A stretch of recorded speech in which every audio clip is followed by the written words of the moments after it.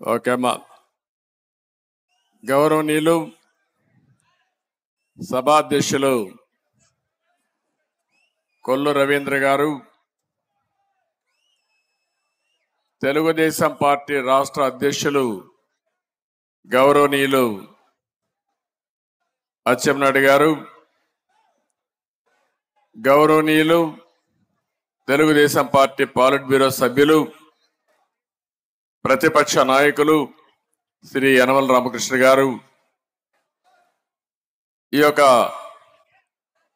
BC out reach కోసం Jai Ho BC కింద ఏర్పాటు చేసిన ఈ కార్యక్రమానికి కోఆర్డినేటర్ గా చైర్మన్ గా పనిచేస్తున్నటువంటి పీతాని సత్యనారాయణ గారు, వేదికపై నుండే తెలుగుదేశం పార్టీ అగ్ర నాయకత్వానికి ఈరోజు బీసీ జైహో బీసీ కార్యక్రమాన్ని ప్రతి ఒక్క ఇంటికి తీసుకెళ్ళడానికి, సమర్థవంతంగా ప్రజా చైతన్యం తేవడానికి ఇంత పెద్ద ఎత్తున చాలా ఓపికగా మిమ్మల్ని పరీక్షించారు. కానీ మన వాళ్ళందరూ మీలో మాత్రం చాలా ఓపిక ఉంది. దీనికి మనస్ఫూర్తిగా మిమ్మల్ని అందరినీ అభినందిస్తున్నా.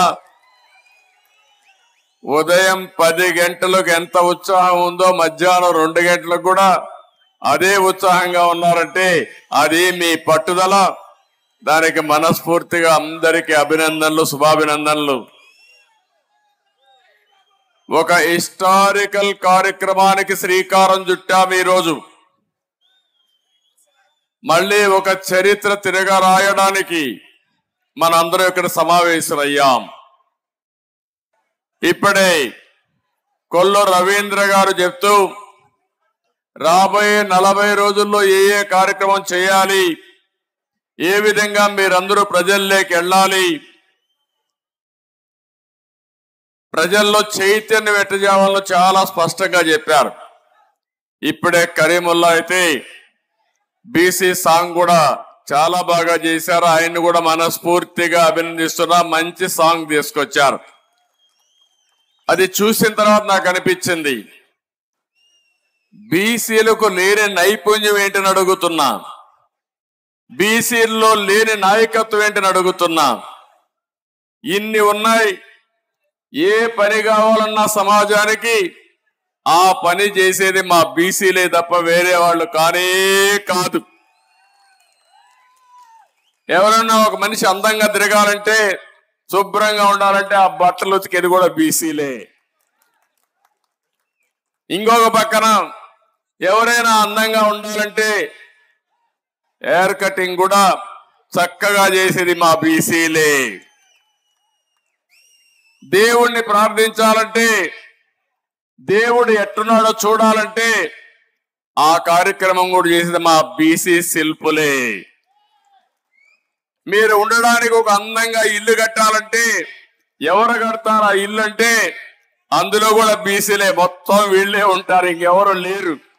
ఒక వడ్రింగి కావచ్చు, ఒక కార్పెంటర్ కావచ్చు, లేకపోతే ఒక మేషనరీ కావచ్చు, అందరూ బీసీలే ఉంటారు. అందరూ కూడా అంటే మనం అందరం ఒక విషయం ఆలోచించుకో, ఒక పెళ్లి జరగాలన్నా ఒకప్పుడు ముందుగా గుర్తొచ్చేది నేరుగా స్వర్ణకారుడే గుర్తొస్తాడు.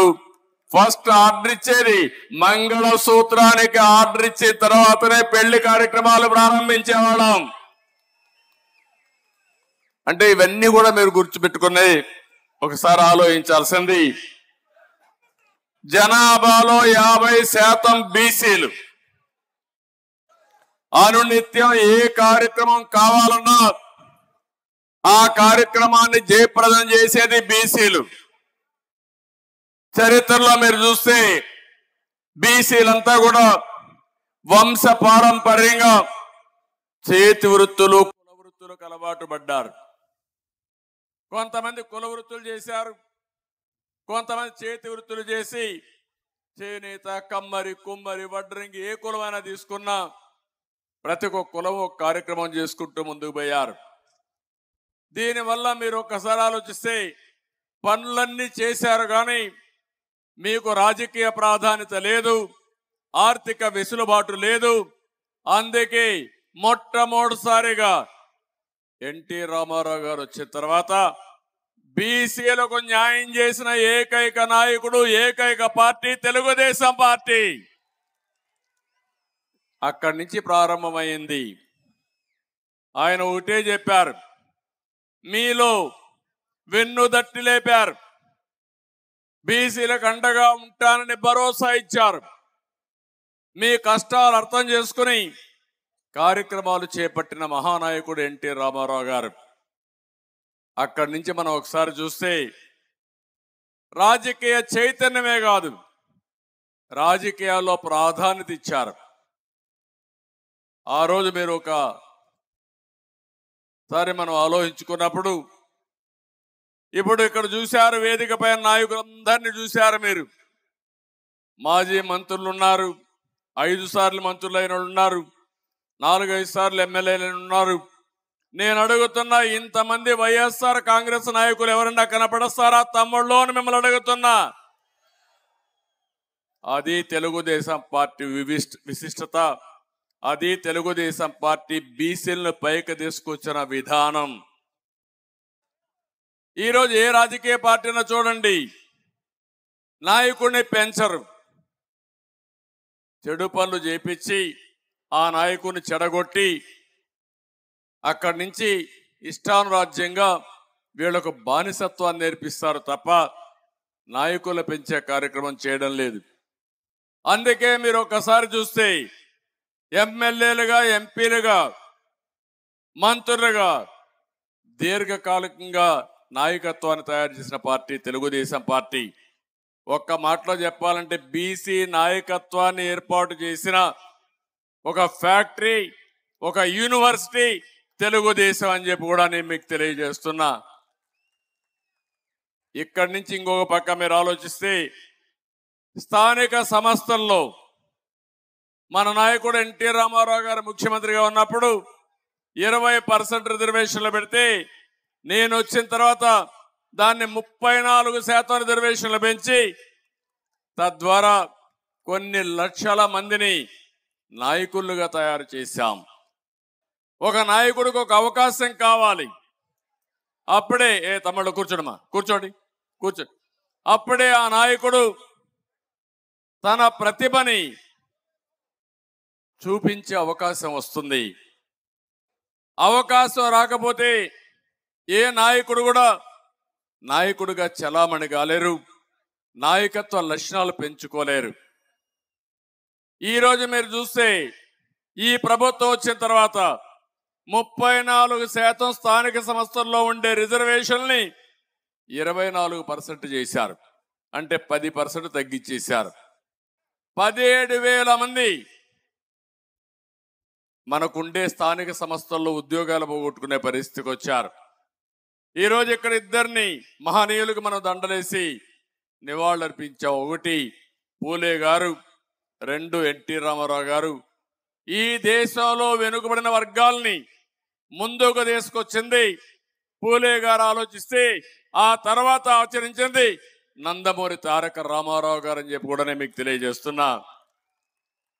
ఆ తర్వాత మీరు ఒకసారి ఆలోచిస్తే, నేను వచ్చిన తర్వాత కూడా నేను ఒకటే ఆలోచించాను, ఆర్థికంగా మిమ్మల్ని ఏ విధంగా పైకి తేవాలో ఆలోచించాం. మన నాయకుడు కూడా ఎన్టీ రామారావు గారు ఉన్నప్పుడు ఏ పని మీరు చేస్తారు, వృత్తి పనులు, ఆ వృత్తి పని కూడా ఏ విధంగా చేస్తే మీ ఆదాయం పెరుగుతుందో అలాంటి పనులన్నీ ఇచ్చారు. వడ్డెర కులస్తులకైతే ఆ రోజు నాకు బాగా జ్ఞాపకం, వడ్డెర కులస్తులకైతే ఎక్కడికక్కడ బండలు కొట్టడానికి కానీ, ఈ క్రషర్స్ కానీ ఇవన్నీ వీళ్ళకే రిజర్వ్ చేయాలని చేసింది ఎన్టీ రామారావు గారు. ఇంకో పక్క మీరు చూస్తే ఈరోజు దోబీలు ఉన్నారు, రజకులు ఉన్నారు. రజకుల కోసం ప్రత్యేకంగా ఘాట్లు కట్టించి ఆధునీకరణకు నాంది పలికింది తెలుగుదేశం పార్టీ న్యాయంలోనే పలికాం. సమైక్య ఆంధ్రప్రదేశ్లో ఆదరణ కార్యక్రమం పెట్టాం. ఒక దగ్గర 400-500 రకాల ఆధునిక పనిముట్లని మీకు అందజేశాం. పోయిన 5 సంవత్సరాలు చూస్తే 1000 కోట్ల రూపాయలు ఖర్చు పెట్టి కొన్ని లక్షల మందికి ఆధునిక పనిముట్లు 90% సబ్సిడీతో ఇచ్చాం. 5 లక్షల మందికి 2 లక్షలు కానీ 10 లక్షలు కానీ ఫైనాన్స్ కార్పొరేషన్ ద్వారా సహాయం చేసి సబ్సిడీ ఇచ్చిన పార్టీ తెలుగుదేశం పార్టీ. ఈరోజు నేను అడుగుతున్నా మిమ్మల్ని అందరినీ, 4 సంవత్సరాల్లో 1 రూపాయి మీకు ఇచ్చారా అని మిమ్మల్ని అడుగుతున్నా. ఇంత మునుపు కూడా రాజశేఖరుడు ఉన్నప్పుడు నేను సవాలు విసిరేవాడిని. ఒక 2-3 కార్పొరేషన్లు పెట్టి అక్కడ కుర్చీలు బెంచీలు కూడా లేకుండా నిన్ను కార్పొరేషన్ చైర్మన్ ఇచ్చాం, నువ్వు పోయి పని చేసుకోమంటే ఎక్కడ కూర్చోవాలో తెలియని పరిస్థితి ఆ రోజు. ఈ రోజు కూడా మనం కార్పొరేషన్ మీరు చూస్తే 125 కులాలకి ఆర్థిక సహాయం చేసిన పార్టీ తెలుగుదేశం పార్టీ.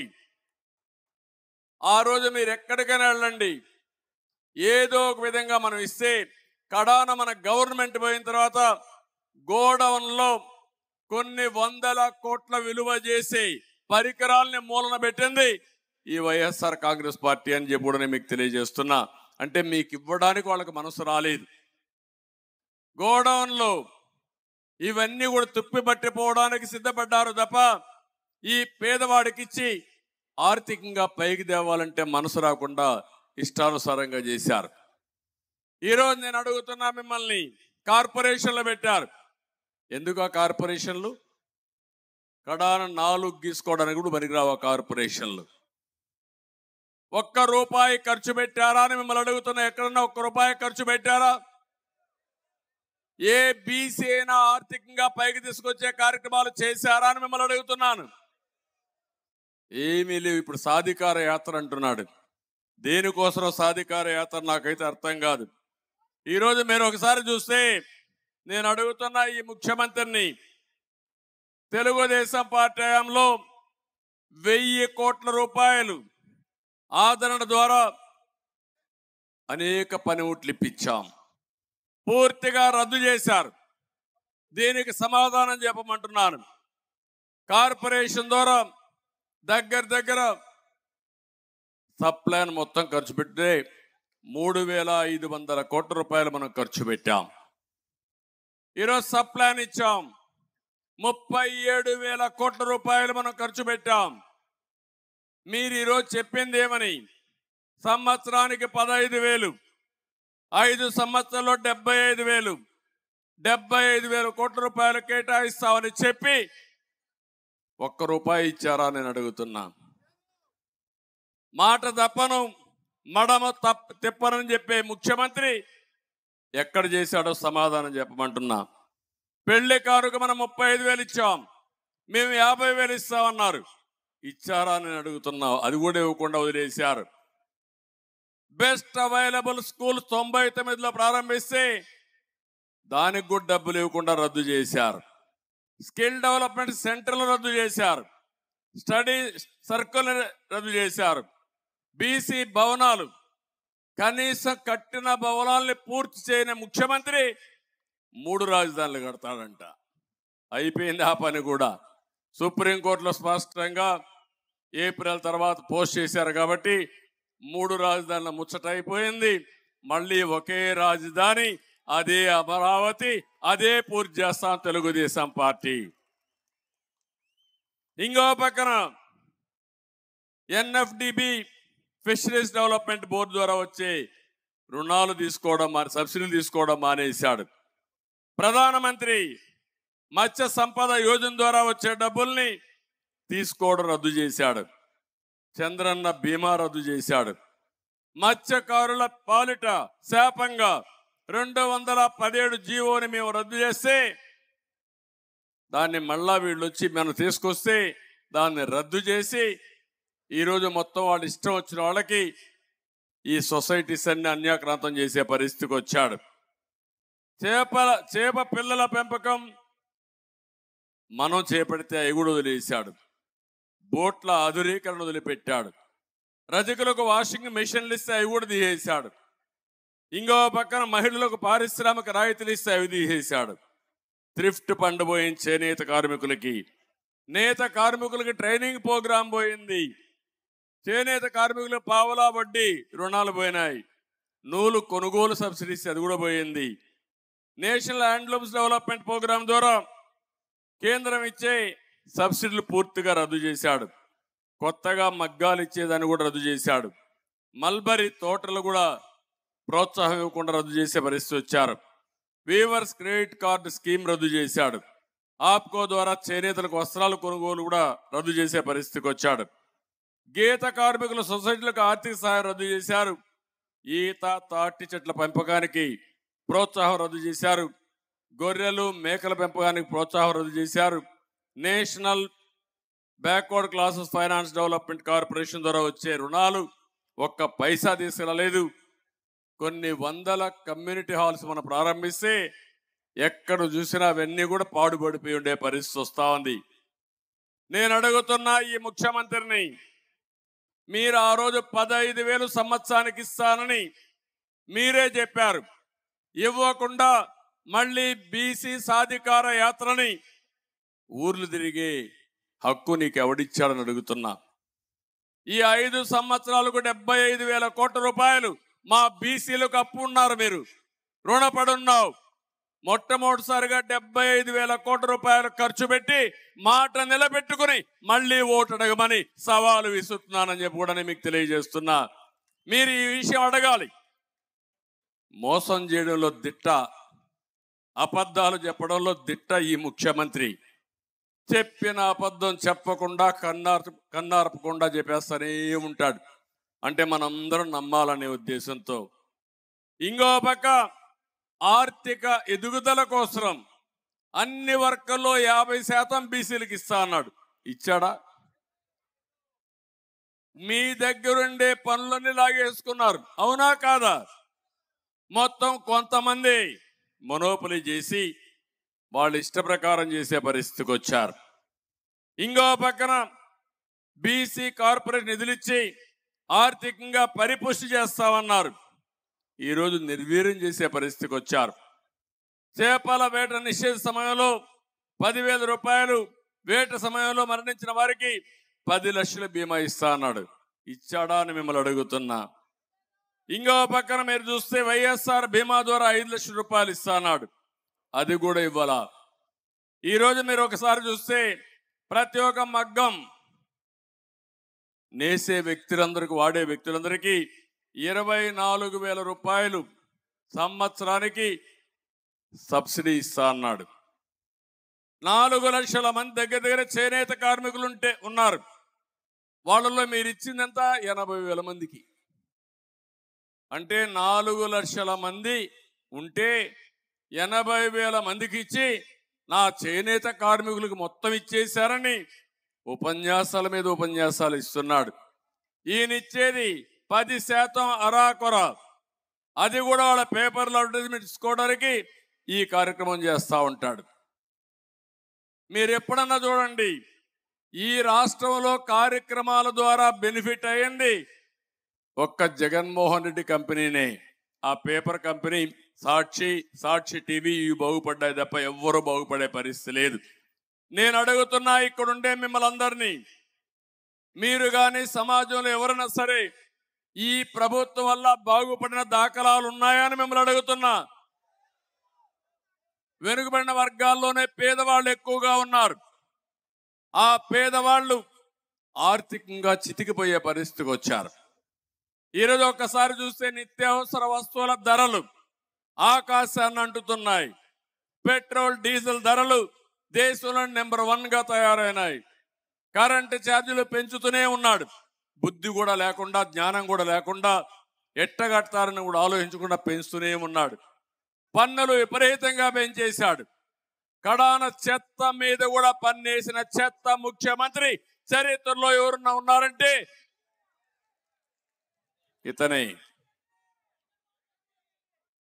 ఇంకో పక్కన చూస్తా ఉంటే ఇలాంటి తప్పుడు పనులు చేసి అప్పుడప్పుడు అరాకొర అంటే 100 రూపాయలు దోచుకుని 10 రూపాయలు చేతిలో పెట్టి నేను గొప్ప దహనకర్ణుడని చెప్పి సంకలగరేసుకుంటూ తిరుగుతున్నాడు. అది కాదు పరిపాలన. పరిపాలన అంటే సమర్థవంతంగా ప్రజలకు మేలు జరగాలి, మీ జీవన ప్రమాణాలు పెరగాలి, మీ ఖర్చులు తగ్గాలి, ఆదాయం పెరగాలి. అదే సంపద సృష్టించడం. సంపద అంటే రాష్ట్రమే కాదు, ప్రతి ఒక్కరి ఆదాయం పెరిగితే, మీ జీవన ప్రమాణాలు పెరిగితే అదే నిజమైన అభివృద్ధి. ఆ మాత్రం కూడా తెలియకుండా నేను బటన్ నొక్కుతున్నా అంటున్నాడు. కానీ బటన్ బొక్కుడు విషయం ఎవరికి చెప్పాలని అడుగుతున్నా. సాయంత్రం అయితే నీకెంత ఆదాయం వచ్చిందని ఆలోచిస్తున్నారు మీరు. ప్రజలకు ఏం మేలు జరిగిందని ఎప్పుడు ఆలోచించిన దాఖలాలు లేవు. మీరొక్కసారి కుటుంబాల్లో మీరు ఆలోచించండి. ప్రతి ఒక్క కుటుంబాన్ని ఒక రైతు, ఒక బీసీ, ఒక కార్మికుడు, ఒక నిరుద్యోగి ఈ ప్రభుత్వం వల్ల లాభం వచ్చిందా నేను అడుగుతున్నా. మంచి సమయం. ఈరోజు ప్రపంచం అంతా టెక్నాలజీగా ఇవన్నీ వచ్చి ముందుకు పోయే సమయంలో